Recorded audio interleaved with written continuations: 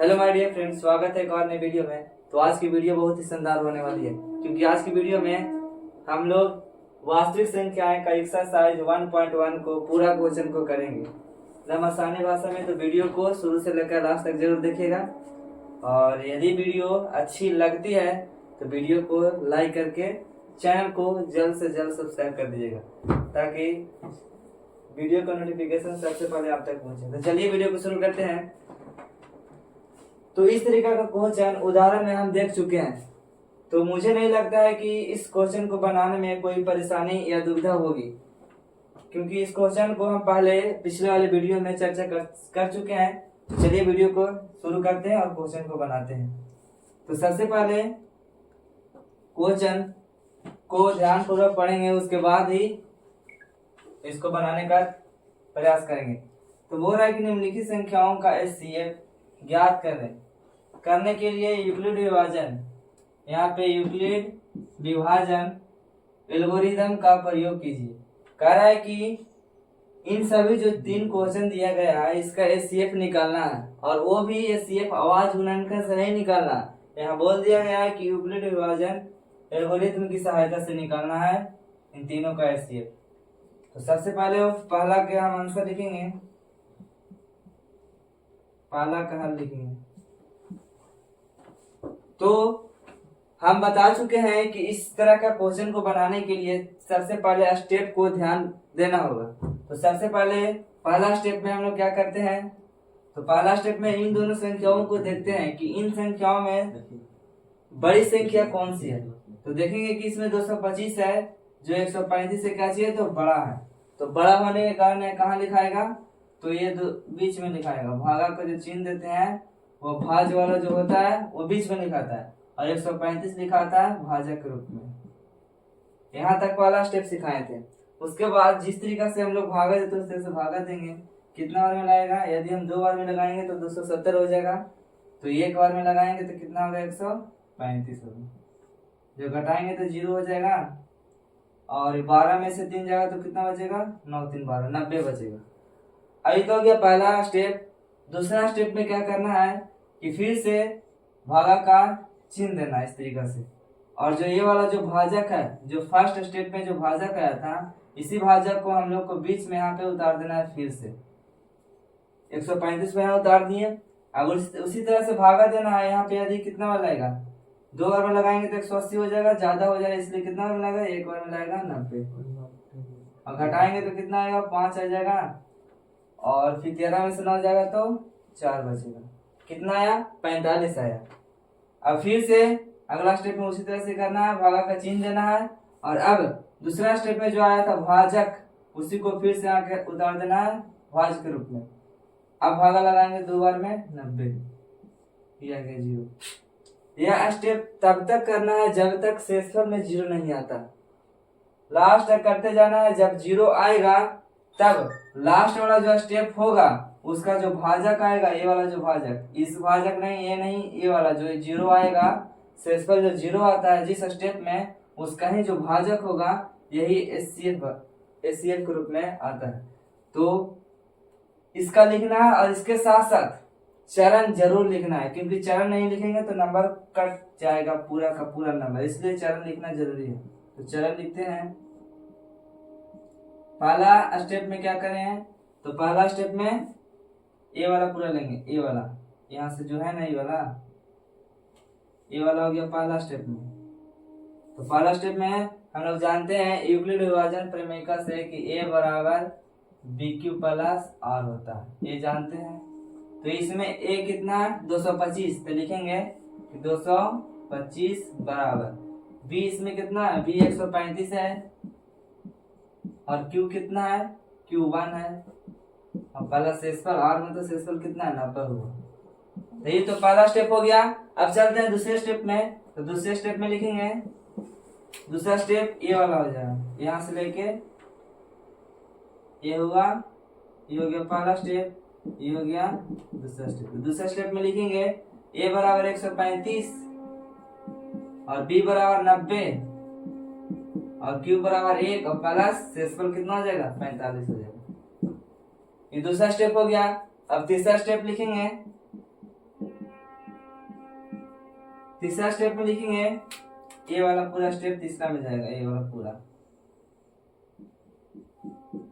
तो ए बराबर कितना, 90, और बी बराबर 45 यानी 45, और क्यू बराबर कितना है, 2, और पहला शेषफल कितना है, 0। तो लास्ट में 0 आएगा, और इसका ही भाजक जो 45 भाजक आया, इसी यही होता है HCF। तो लिखेंगे अतः लास्ट में जरूर लिख देंगे, अतः HCF बराबर 45। तो मुझे नहीं लगता है कि इस क्वेश्चन में कोई प्रॉब्लम आया होगा, क्योंकि ऐसे क्वेश्चन हम पिछले वीडियो में बता चुके हैं, और इस वीडियो में भी इसका आंसर हम इस तरीके से लिखेंगे। और इसका HCF कितना आ गया, 45 आ गया। अब चलते हैं नेक्स्ट क्वेश्चन पर, क्वेश्चन नंबर पहला का दूसरा पर चलते हैं। हाँ, तो अब चलते हैं क्वेश्चन नंबर दूसरा पर। दूसरा को उसी तरह से बनाया जिस तरीका से ये बनाया है। तो हम 1 और 2 को बताएंगे, और तीसरा दे देंगे HW। तो तीसरा बना लीजिएगा, HW में आसान है। दूसरा बनाते हैं, दूसरा का आंसर लिखते हैं। दूसरा का हल इस प्रकार से लिखेंगे। फिर से वही मेथड को अपनाना है। सबसे पहले देखना है कि इन दोनों संख्याओं में सबसे बड़ी संख्या कौन है। तो मुझे लगता है कि ए सबसे बड़ी संख्या और ए छोटी संख्या। तो जो सबसे बड़ी संख्या रहेगा वो कहाँ लिखेंगे, तो भागा वाला चिन्ह दे के बीच में लिखेंगे, भाज्य के रूप में। 38,220 को लिख दिए। अब जो छोटी वाली संख्या को कुछ करेंगे, भाजक के रूप में लिख देंगे। 196 कुछ लिख देंगे, भाजक के रूप में लिख देंगे। अब नॉर्मल तरीका से जो भागा देते हैं जिस तरीका से, उस तरीका से भागा हम लोग को देना है। तो सबसे पहले भागा देंगे 3 अंक में, क्योंकि यहाँ 3 अंक है इसलिए 3 अंक में देंगे। तो यदि हम 2 बार में लगाएंगे तो ज्यादा हो जाएगा, इसलिए कितना बार में लगाएगा, 1 बार में लगाएगा। 1 बार में लगाएंगे 196 आएगा, 196 आया। अब घटाएंगे तो इसमें से 5 लेंगे तो 12 में 6 जाएगा तो 6 बचेगा। ये बच गया 7, और 17 में से 9 जाएगा तो कितना बचेगा, 8 बचेगा। ये बच गया 2 में से जाएगा तो 1 बचेगा। कितना बचा, 186 बचा। अब 186 लगा, इसे कुछ हो गया, छोटा हो गया। तो फिर अब अगला उतारेंगे। ये नहीं किया यहाँ से करके फिर ये वाला उतार देना। तो ये पूरे संख्या कहाँ लगा, पूरा संख्या लाएगा तब अगला स्टेप को हम लिखेंगे। तो पहले जो पूरा खत्म होगा तब ना आगे लिखेंगे। तो अभी 3 अंक हो किया, 2 अंक बचा हुआ है तो 2 अंक क्या लगाएंगे, तो यहाँ कितना उतारेंगे, 2 उतारेंगे। अब लगाएंगे हम, यदि हम 196 में 10 से मल्टीप्लाई करेंगे तो कितना आ जाएगा, 1960 हो जाएगा। तो 41 से ज्यादा हो जा रहा है, तो हम कितना बार में लगाएंगे, 9 बार में लगा के चेक करते हैं। तो 9 बार में जब चेक लगाएंगे तो 9 छक 54 के 4 हाथों कितना बचा, 5 बचा। 9 81, 81 और 5 कितना बचा, 86। 86 के 6 हाथ में कितना बचा, 8 बचा। तो 9 और 17 कितना आया, 1764 आया। कितना आया, 1764। तो 9 बार में लगाएंगे 1764। अब तो घटाएंगे तो कितना बचेगा, 12 में से 4 जाएगा तो 8 बचेगा। और फिर ये बच गया 5, और 5 में से यानी 15 में से 6 जाएगा तो कितना बचेगा, 9 बचेगा। 0 हो जाएगा। इससे पैसे नहीं तो कितना बचेगा, 7 ना बचेगा। 7 में 7 जाएगा तो 0, और 1 में 0 हो जाएगा। अब फिर से कितना उतारेंगे, यहाँ से 2 उतारे हैं। अभी एक पहला स्टेप चल रहा है, क्योंकि पूरी संख्या का मतलब पूरा भागा नहीं हुआ है, इसलिए कितना उतरेगा, 0 उतरेगा।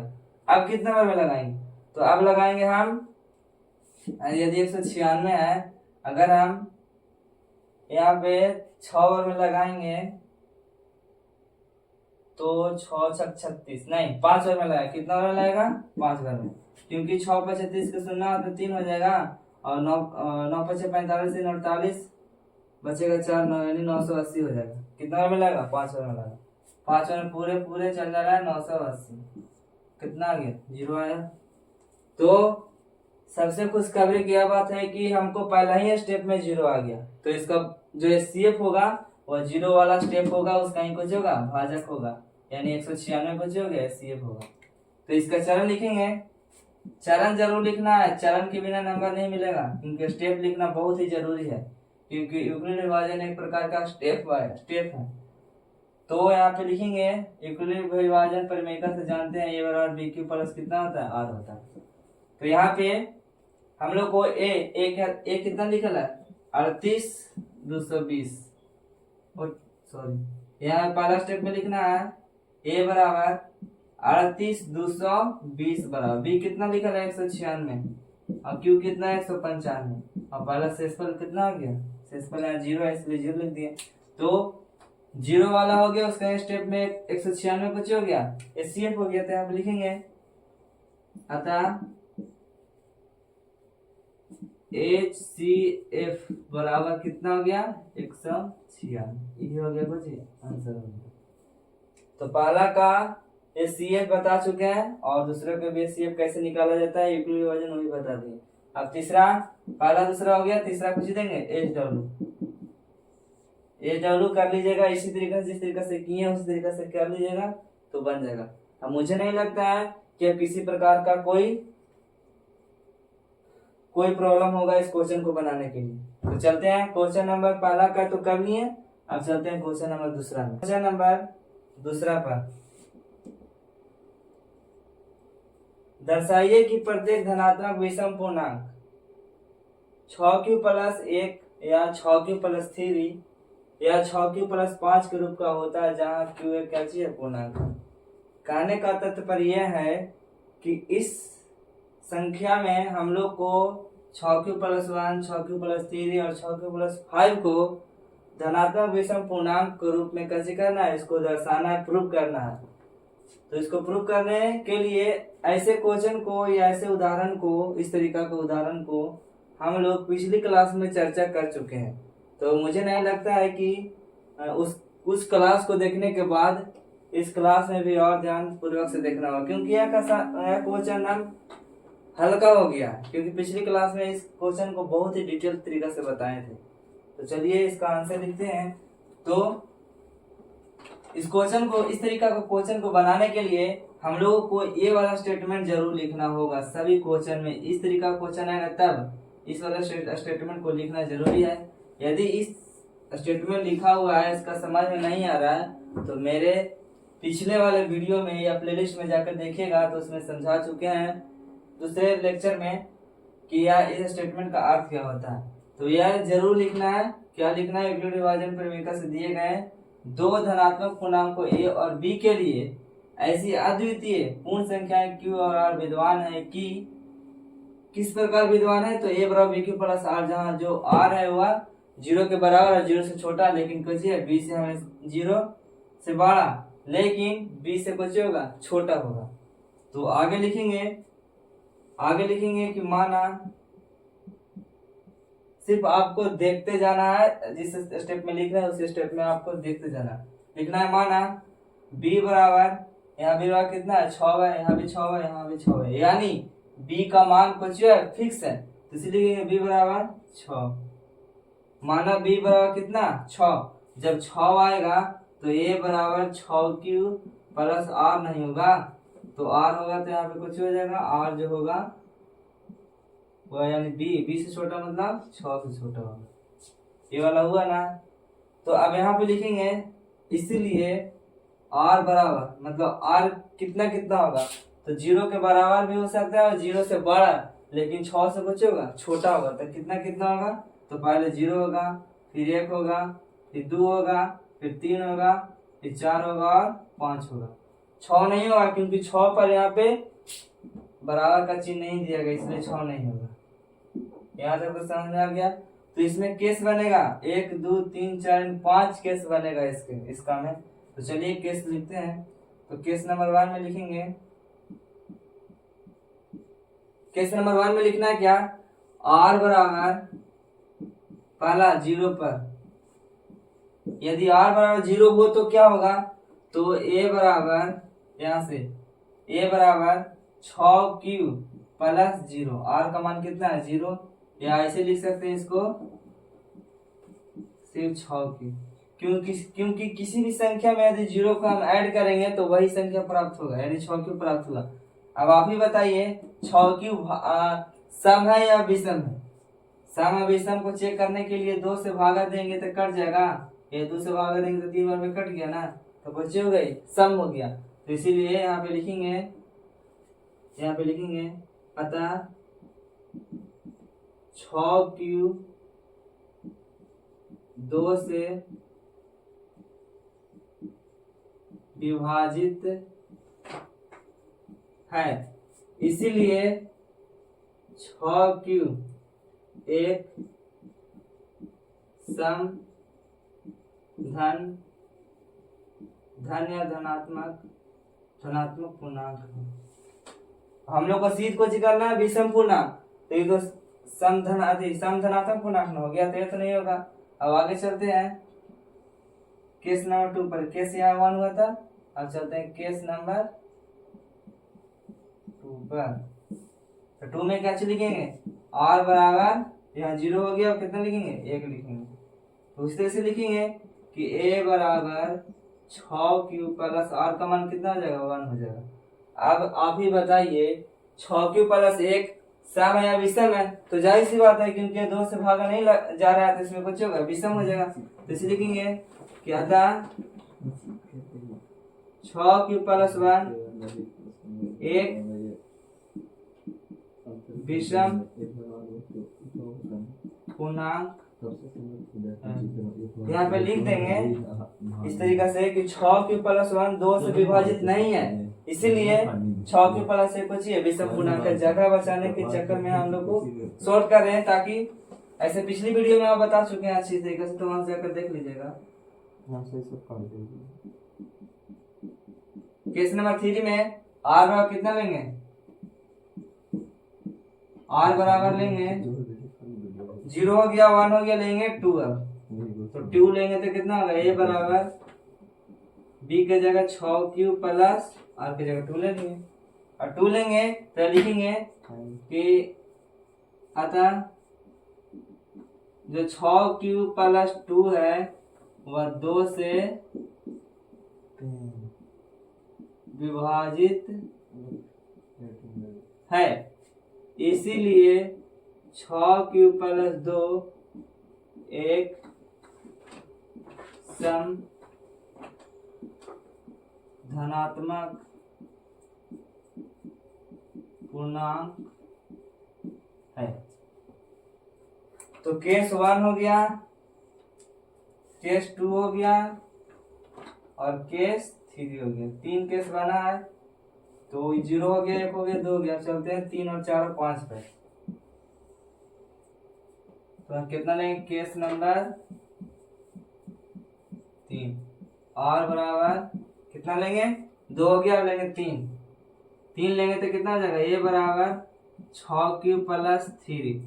अब 6q प्लस 3 को चाहिए 2 से विभाजित है, 2 से विभाजित नहीं है तो ये भी कुछ हो जाएगा, विषम हो जाएगा। तो लिखेंगे अतः 6q प्लस 3 2 से विभाजित नहीं है, इसीलिए 6q प्लस 3 एक विषम पूर्णांक। लास्ट में पूर्णांक लिखा हुआ है, पूर्णांक हो गया। अब केस नंबर 4 लेंगे, r बराबर यहाँ 3 भी हो गया, अब लेंगे कितना 4 लेंगे। तो इसी तरीके से लिखेंगे a बराबर 6q प्लस r की जगह 4 लिए।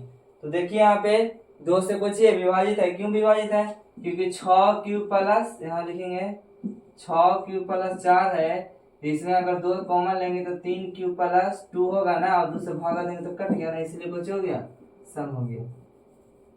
तो समझ में नहीं आया तो समझ जाएगा फिर यहाँ से। अब यहाँ पे लिखेंगे अतः 6q प्लस 4 जो है वह 2 से विभाजित है, इसीलिए 6q प्लस 4 सम पूर्णांक है। सम धनात्मक पूर्णांक या सम पूर्णांक का बात बड़ा हो गया। तो हो गया केस कितना 3 यहाँ हुआ, sorry case 1, case 2, case 3, case 4 ही हो गया। केस कितना हुआ 4 हुआ, केस 5 हुआ, केस 5 तक हो गया। अब केस 6 लेना है, तो केस 6 के लिए जगह नहीं है, यहाँ पे लिख देते हैं केस 6 में, इसको इरेज कर देते हैं इधर। केस 6 यहाँ पे नहीं हटेगा, यहाँ पे लिख देते हैं।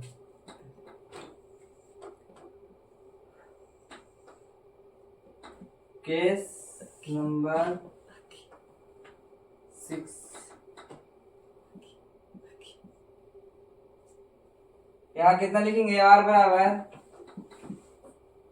5 पर, कितना r बराबर 5 पर, यहाँ 4 पर था, यहाँ 3 पर था,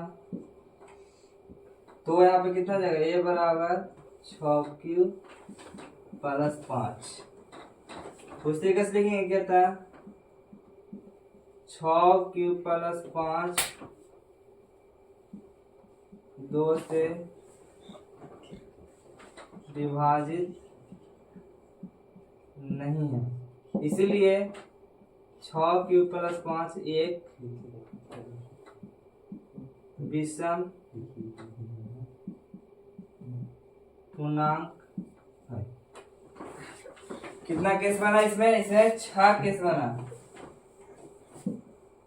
पहला बना 0 पर, फिर 1 पर, 2 पर, 3 पर, 4 पर, 5 पर, लेकिन विषम किसके किस पर आया, तो विषम आया 1 पर, 3 पर और 5 पर। यहाँ से देख के ही पता चल रहा है कि 6 प्लस इसमें 2 कॉमन आ रहा है, नहीं तो विषम हो गया, ये भी कुछ हो गया विषम हो गया, ये भी कुछ हो गया विषम हो गया। और यहाँ पे यदि 0 लेंगे तो यहाँ तो 6 था, तो 6 तो सम होता है, और यदि हम यहाँ 2 लेंगे तो इसमें 2 कॉमन हो जाएगा, इसलिए कुछ हो जाएगा, यहाँ पे सम हो जाएगा। और ये अगर 4 लेते हैं 4, तो इसमें भी 2 कॉमन है, इसलिए कुछ हो गया, सम होगा। तो विषम कौन कौन हो गया, केस नंबर 1 विषम, केस नंबर 2 विषम हुआ, और केस नंबर 4 विषम हुआ, और केस नंबर 6 विषम हुआ। तो इस तरीके से लिखना है। तो चलते हैं, हाँ तो क्वेश्चन नंबर देखेंगे चौथा, तीसरा, इसके एक और, इसके बाद एक और क्वेश्चन आएगा, उसके बाद क्वेश्चन नंबर तीसरा को देखेंगे लास्ट में। तो क्वेश्चन नंबर बोल रहा है चौथा, यूक्लिड विभाजन प्रमेय का प्रयोग करके दर्शाइए कि किसी धनात्मक पूर्णांक का वर्ग, यहाँ पे कुछ बोला है वर्ग, किसी पूर्णांक का m के लिए 3n या 3m प्लस 1 के रूप का होता है। उस पिछली तरह का क्वेश्चन है, सिर्फ थोड़ा सा चेंजिंग हुआ है, यहाँ पे बोल दिया है वर्ग करने के लिए, उसमें वर्ग नहीं था, सिर्फ उसमें कुछ था सिद्ध करे कि 6 प्लस 1 या 6 प्लस 3 या कुछ भी करके सिद्ध करना था कि धनात्मक पूर्णांक है या विषम धनात्मक पूर्णांक है या सम धनात्मक पूर्णांक है। लेकिन इसमें बोला है उस पूर्णांकों का कुछ करना है, वर्ग करना है और बताना है किस रूप का होता है। तो चलिए क्वेश्चन को बनाते हैं। तो बोले थे कि इस तरीका जब क्वेश्चन आएगा तो ये वाला जो थी यूक्लिड विभाजन प्रमेय है उसको जरूर लिखना। तो लिख दिए यूक्लिड विभाजन प्रमेय से दिए गए दो धनात्मक पूर्णांक ए और बी के लिए ऐसी अद्वितीय पूर्ण संख्या क्यू और विद्वान है कि ए बराबर बी क्यू प्लस आर, और जो आर है वो कुछ है 0 के बराबर 0 से बड़ा लेकिन बी से कुछ है छोटा है। तो इस तरह से इसमें मानेंगे, यहाँ पे लिखेंगे माना b बराबर यहाँ पे कितना है 3 है, उसमें कितना था 6 था, इसलिए यहाँ कितना हो जाएगा 3। जब 3 होगा तो ये बराबर कितना हो जाएगा, ये बराबर 3q प्लस आर हो जाएगा, और जो r होगा वह कुछ होगा 3 से छोटा होगा और 0 से बड़ा या 0 के बराबर होगा। तो इसीलिए लिखेंगे, इसीलिए r बराबर 0 हो जाएगा और 1 हो जाएगा और 2 हो जाएगा। इसमें कितना केस बनेगा, सिर्फ 3 केस बनेगा, एक 0 पर, एक 1 पर, एक 2 पर। तो केस नंबर 1 पर चलते हैं। केस नंबर 1 यानी r बराबर 0 पर, r बराबर 0 लेंगे तो a बराबर यहाँ पे कितना हो जाएगा, यहाँ पे हो जाएगा r बराबर 3q प्लस 0। यहाँ r बराबर कितना हो गया 3q प्लस 0, यहाँ 3q यहाँ हो गया।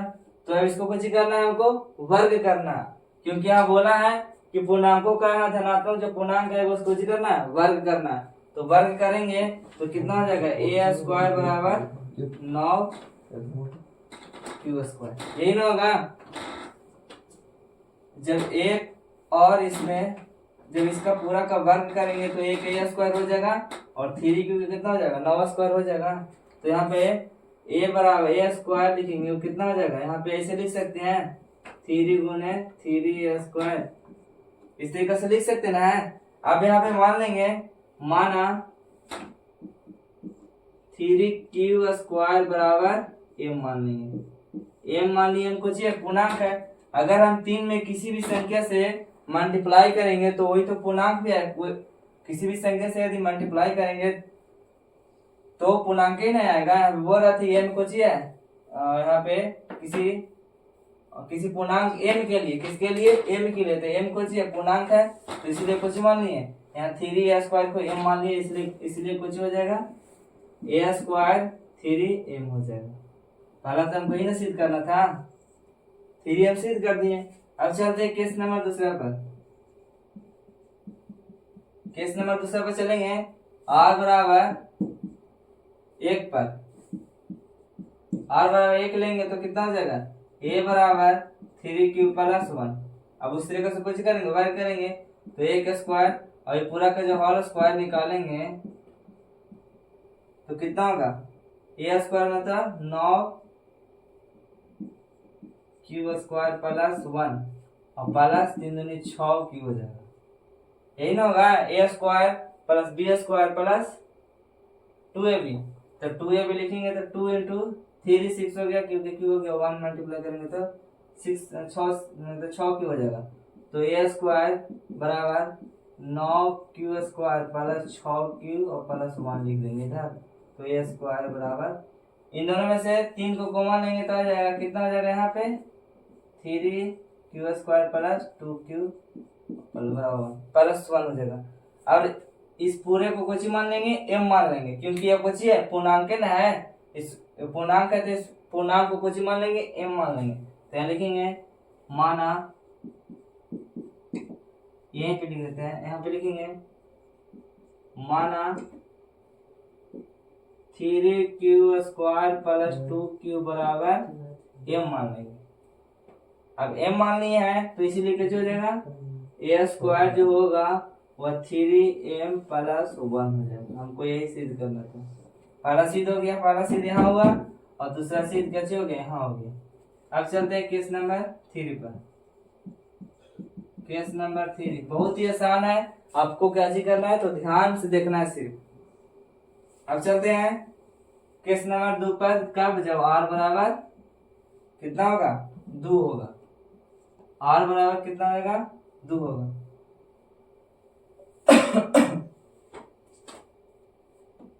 तो उसी तरीके से लिखेंगे a बराबर 3 प्लस 2।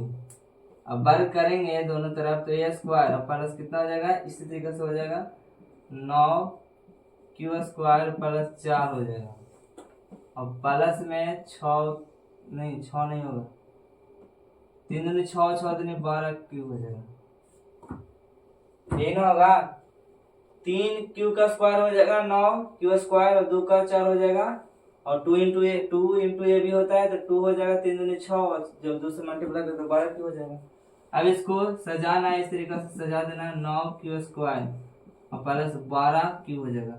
हम इसको ऐसे लिख सकते हैं 3 प्लस 1, 4 को हम लोग 3 प्लस 1 में लिख सकते हैं ना, लिख सकते हैं। तो फिर यहाँ ए स्क्वायर लिख देंगे और इसका में से 3 कॉमन लेंगे तो कितना बचेगा, 3 स्क्वायर बचेगा प्लस 4 बचेगा और प्लस 1 बचेगा, प्लस 1 यहाँ पे बचेगा, नहीं यहाँ पे कितना बचेगा 1 बचेगा, तृतीय 9 स्क्वायर हो जाएगा और चौथी 12 ठीक हो। अब इस पूरे को कुछ मान लेंगे, m मान लेंगे, फिर से उसी तरीके से m मानेंगे तो यहाँ पे क्या होगा, a बराबर 3m प्लस 1, चूंकि 3 स्क्वायर प्लस 4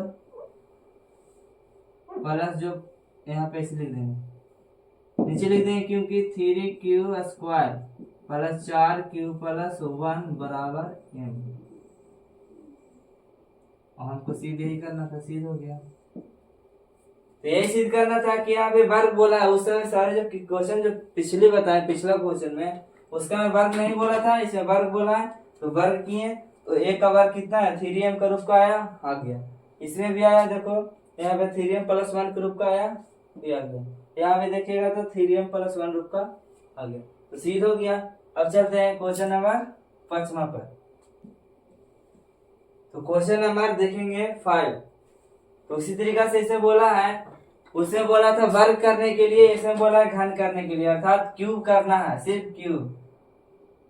तो उसी तरीका से बनेगा। लेकिन अगर हम b बराबर यहाँ पे जैसे मानते हैं b बराबर 6 या 9 कुछ ही मानते हैं, तो यहाँ पर b बराबर तो 9 है, तो 9 मानेंगे तो r बराबर कितना होगा, यदि r बराबर हो जाएगा 0 हो जाएगा, 1 हो जाएगा, 2 हो जाएगा, 3 हो जाएगा, 4 हो जाएगा, 5 हो जाएगा, 6 हो जाएगा, 7 हो जाएगा, 8 हो जाएगा। यानी इतना बड़ा केस बनेगा, यानी 9 केस बनेगा पूरा। तो सब 9 केस बनने का मतलब है कि बहुत बड़ा क्वेश्चन आंसर इसका हो जाएगा, इस क्वेश्चन का आंसर बहुत लंबा हो जाएगा।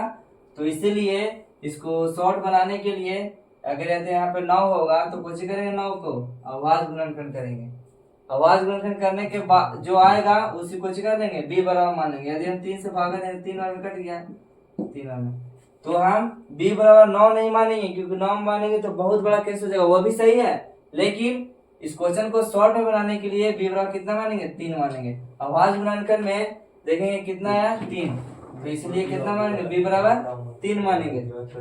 तो चलते हैं, यहाँ पे लिखते हैं, यहाँ पे लिखेंगे माना b बराबर 3। जब b बराबर 3 मानेंगे तो a बराबर 3 क्यूब प्लस कितना हो जाएगा, r हो जाएगा। और जो r है वो 0 और 0 के बराबर है, 0 से बड़ा, लेकिन b से कुछ होगा, b कितना बने, 3, 3 से छोटा हो गया। तो अब केस कितना बनेगा, छोटा 3 को नहीं बनेगा, r बराबर कितना हो जाएगा, इसलिए r बराबर एगो 0 होगा, एक 1 होगा, एक 2 होगा, 3 केस बना। और यदि अगर b बराबर 9 मानते तो केस कितना हो जाएगा, 9 हो जाता है, इसलिए इसका आंसर लंबा हो जाता है। इसलिए शॉर्ट में बनाने के लिए b बराबर कितना बने, 3 बने। इसी तरीका से बनाना है बोर्ड में। अब लिखेंगे केस नंबर 1, r बराबर 0 पर, तो r बराबर 0 लेंगे तो a बराबर कितना हो जाएगा, 3 क्यूब प्लस 0, या फिर ऐसे भी लिख सकते हैं सिर्फ 3 क्यूब। अब जब यहाँ पे बोला है घन करने के लिए, उसने बोला था वर्ग करने के लिए, तो वर्ग किए थे, स्क्वायर किए थे, और इसमें घन बोला, घन बोला, इसलिए हम कुछ करेंगे, घन करेंगे। तो एक घन कितना हो जाएगा, एक क्यूब हो जाएगा, और इसका कितना हो जाएगा, इसका हो जाएगा 27 कुछ हो जाएगा, एक क्यूब हो जाएगा। तो आप यहाँ पे लिख सकते हैं हम एक क्यूब, इसमें 9 कॉमन लेंगे तो कितना बचेगा, 3 एक क्यूब हो जाएगा। 9 यदि कॉमन लेंगे तो 3 एक क्यूब होगा ना, 3 क्यूब के क्यूब हो जाएगा। तो यहाँ पे लिखेंगे माना, यहाँ पे ऐसे लिख देंगे a क्यूब बराबर 9। अब बोलेंगे 9 कहाँ से आया, तो 9 कहीं से नहीं आया, क्योंकि हम लोग मान लिए कि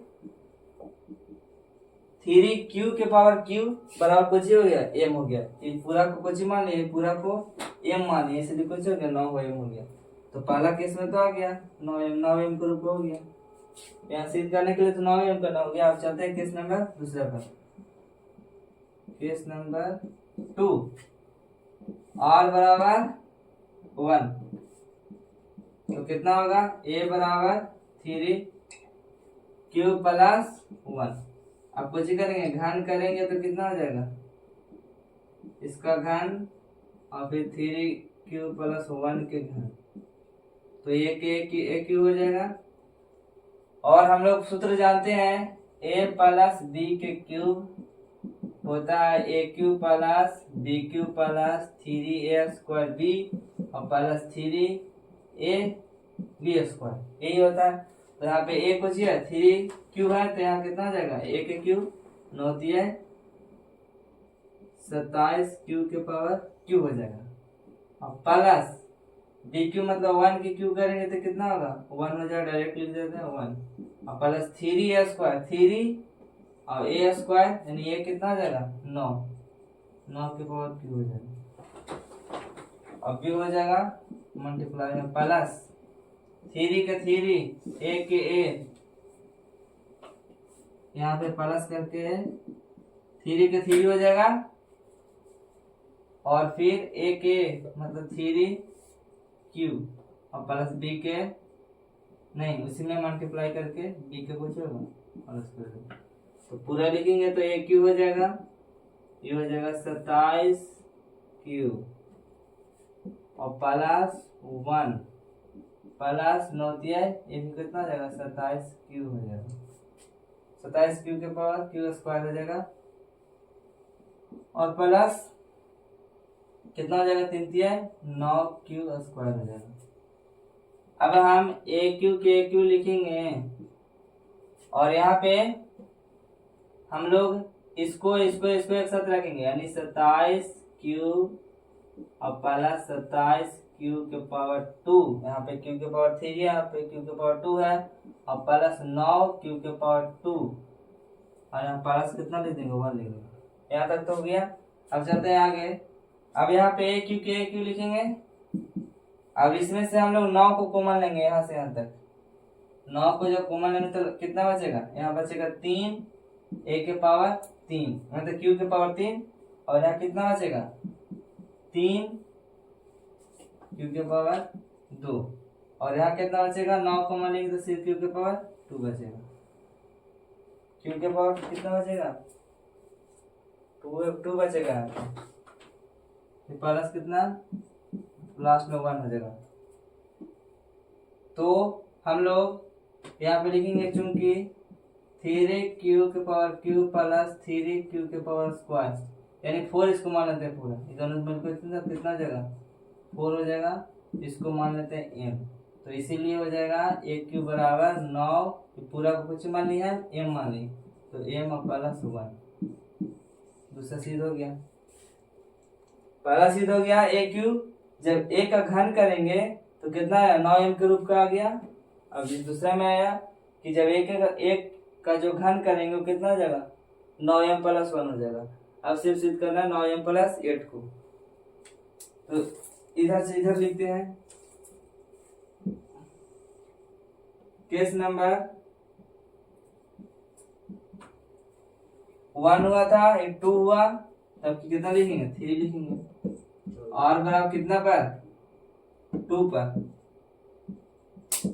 तो a बराबर 3q प्लस 2 उसे से घन करेंगे तो कितना हो जाएगा a क्यूब हो जाएगा, डायरेक्ट कर देना है a क्यूब और इसमें करेंगे a क्यूब तो कितना हो जाएगा 9 9 3 27 और प्लस इसका करेंगे तो 8 और इसका करेंगे 3 a स्क्वायर b तो a स्क्वायर कितना हो जाएगा 9 और 9 9 3 27 कितना हो जाएगा 27 स्क्वायर हो जाएगा। सॉरी यहाँ पे 3 मल्टीप्लाई a स्क्वायर कितना हो जाएगा इसका तो 9 q के पावर 2 और मल्टीप्लाई कितना हो जाएगा 2 हो जाएगा और फिर से प्लस 3 a के पावर a लिखेंगे जो कहते हैं और प्लस b के स्क्वायर मतलब 4। अब यहाँ से करेंगे a क्यूब बराबर 9 3 तो 27 के 27 लिखाएंगे प्लस 8 के 8 इसका मल्टीप्लाई करेंगे तो कितना 9 3 27 9 3 27 27 दूनी 54 हो जाएगा 54 क्यू के पावर 2 और इसमें करेंगे तो कितना आएगा इसमें करेंगे तो 3 3 9 9 चौके 36 क्यू आए तो इसको सजा देंगे अच्छी तरीके से कॉमन लेने के लिए 27 क्यू की पावर 3 और फिर यहाँ आ जाएगा 54 क्यू के पावर 2 प्लस 36 क्यू प्लस 8। आप क्या करेंगे कि ए क्यू के क्यू लिखेंगे, इसका में से कितना लेंगे 9 कॉमन लेंगे, 9 कॉमन लेंगे तो कितना आएगा 3 9 3 27 क्यू हो जाएगा प्लस 6 क्यू स्क्वायर हो जाएगा प्लस 4 यहाँ पे कितना हो जाएगा 4 हो जाएगा 9 चौके 36 यहाँ पे कितना हो जाएगा 4 क्यू प्लस बस लास्ट में कितना हो जाएगा 8 हो जाएगा। अब इस पूरे को कुछ मान लेंगे m मान लेंगे तो यहाँ पे कितना आ जाएगा a क्यू बराबर 9m प्लस लास्ट में 8 होता है। ये सिद्ध करना था तो पहला केस में 9m के रूप में आया, दूसरा केस में 9m+1 के रूप में आया और तीसरा केस में 9m+8 के रूप में आया। तो इस तरीका से लिखना है इस क्वेश्चन को, इस क्वेश्चन का आंसर इस तरीका से लिखना है स्टेप बाय स्टेप। तो आज की वीडियो यहीं तक रखेंगे। अगले नेक्स्ट वीडियो में सिर्फ एक एग्जांपल लिखेंगे, एक एग्जांपल देखेंगे और प्रश्नावली के क्वेश्चन नंबर 3 को देखेंगे। तो आशा करता हूँ कि यह वीडियो अच्छी लगी होगी। यदि अच्छी लगी है तो वीडियो को लाइक कर दीजिएगा और चैनल पर नए हो तो चैनल को सब्सक्राइब करके बेल आइकन को जरूर प्रेस कर लीजिएगा, ताकि आने वाली हर एक वीडियो का नोटिफिकेशन सबसे पहले आप तक मोबाइल पर पहुंचे। Thank you.